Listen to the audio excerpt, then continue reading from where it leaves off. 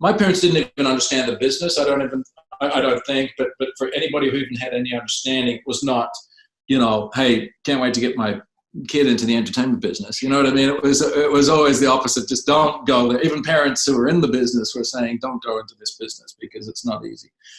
But no, once once I started to kind of prove, I guess, to my mother that there was potential for some kind of success in it, I think she actually ended up really kind of enjoying it. My mother was very kind of, overbearing and demonstrative and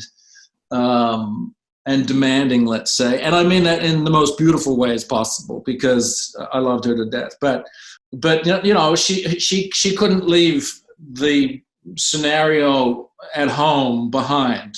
So, for example, I remember we were shooting a scene on Nip Tuck, and I think there were 3 or 4 of us in the scene. It was ridiculous, actually, how hysterical this moment was in my life because it was so embarrassing. But Mom had come down to set, and we made this chair for her, and Ryan fell in love with my mom, and so he was kind of treated her like the queen bee kind of thing.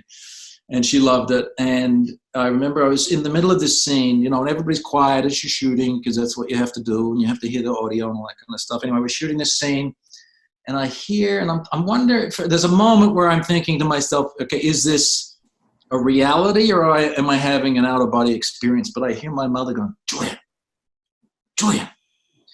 And I look around, there she is, and she's in her chair, all uppity in her chair, and she's looking at me with that look like she did when I was a young teenager or something. She said, "Come over here." And I'm like, "All right, cut. Let's cut this." So I went over to my mom. She's like, "What?" She said, "You need to straighten that tie or whatever." I can't even remember what it was, but it was something, you need to button up that shirt or something, And I was like, okay, let's button up this shirt now. Can somebody take my mother to craft service so that we can please get through this?